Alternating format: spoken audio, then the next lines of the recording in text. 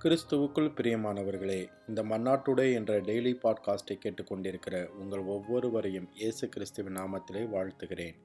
தீத்து 1வது அதிகாரம் 15வது வசனம் இப்படியாக கூறுகிறது: சுத்தம் உள்ளவர்களுக்கு சகலமும் சுத்தமாயிருக்கும், அசுத்தம் உள்ளவர்களுக்கும் அவிசுவாசம் உள்ளவர்களுக்கும் ஒன்றும் சுத்தமாயிராது, அவர்களுடைய புத்தியும் மனசாட்சியும் அசுத்தமாயிருக்கும் என்பதாக. சுத்தமும் அசுத்தமும், பியோர் அண்ட் டிஃபைல்டு என்ற தலைப்பின் கீழ் சில காரியங்களை தியானிக்கப் போகிறோம். வீட்டிலோ தெருவிலோ யாரும் அசுத்தத்தில் இருக்க வேண்டுமென்றோ நடக்க வேண்டுமென்றோ விருப்பப்பட மாட்டார்கள். துன்மார்க்கமுள்ள அசுத்தமுள்ள மனம் யாரிடமும் எந்த நன்மையும் காண்பதில்லை. ஒவ்வொரு சகோதர சகோதரியையும் எப்போதும் சற்றே சந்தேகத்துடன் பார்க்கும் மனப்பான்மையுடன் இருந்தால் அவரிடம் ஏதோ தவறு இருக்கிறது. உங்கள் பார்வையில் உங்களைத் தவிர வேறு யாரும் நேர்மையானவர்கள் இல்லை என்ற அந்த அகந்தைதான் மக்களிடமிருந்து தேவனுடைய கிருபையை பறித்து கொள்ளுகிறது. அதனால் அவர்கள் தங்களுக்கு தேவைப்படும் நேரத்தில் கிருபையை பெறுவதில்லை.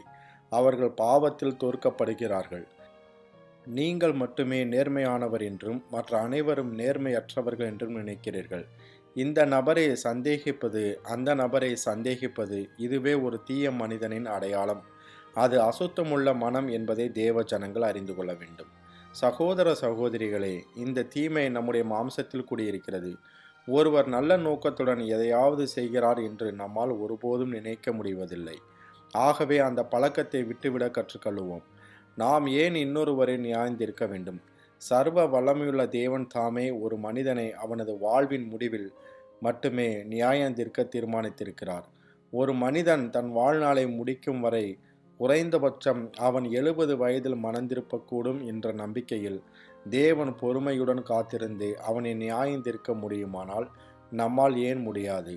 அந்த மனிதனின் பாவ வாழ்க்கையின் 70 ஆண்டுகளையும் தேவன் துடைத்தெறிய சித்தமாய் இருக்கிறார். ஆனால் நாமோ மிகவும் பொறுமையற்ற ஜீவன்களாக இருக்கிறோம். ஒரு மனிதன் தன் வாழ்நாளை முடிக்கும் வரை நம்மால் காத்திருக்க முடியாது. நாம் அவனை இப்போதே நியாயந்திருக்க துடிக்கிறோம்.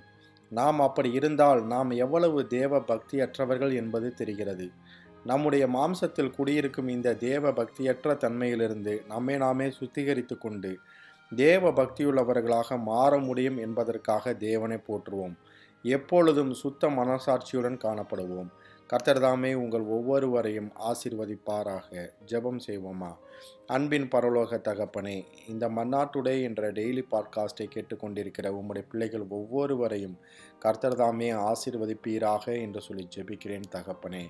உம்முடைய பிள்ளைகள் ஒவ்வொருவரும் சுத்த மனசாட்சியை காத்துக்கொள்ள கர்த்தர் உதவி செய்வீராக என்று சொல்லி ஜெபிக்கிறேன். பரிசுத்தம் உள்ளவன் இன்னும் பரிசுத்தமாகட்டும், நீதி செய்கிறவன் இன்னும் நீதி செய்யட்டும் என்று சொன்னீரே.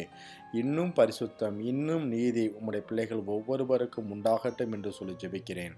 பரிசுத்தத்தின் மீது ஒரு தாகம் இருக்கட்டும் என்று சொல்லி ஜெபிக்கிறேன் ஐயா. இந்த நாள் உம்முடைய பிள்ளைகளுக்கு ஆசீர்வாதமாக இருக்கட்டும். போக்கிலும் மரத்திலும் உடனிருப்பீராக. கையிட்டு செய்கிற அனைத்து காரியங்களிலும் கர்த்தருடைய தயவு வெளிப்படுவதாக என்று சொல்லி ஜெபிக்கிறேன். ஆட்டுக்குட்டியானவருடைய இரத்தத்தின் பாதுகாப்பிற்குள்ளாக ஒவ்வொருவரையும் ஒப்பு கொடுத்து இயேசுவின் நாமத்திலே கேட்கிறேன் எங்கள் ஜீவனுள்ள நல்ல பிதாவே. ஆமேன், ஆமேன்.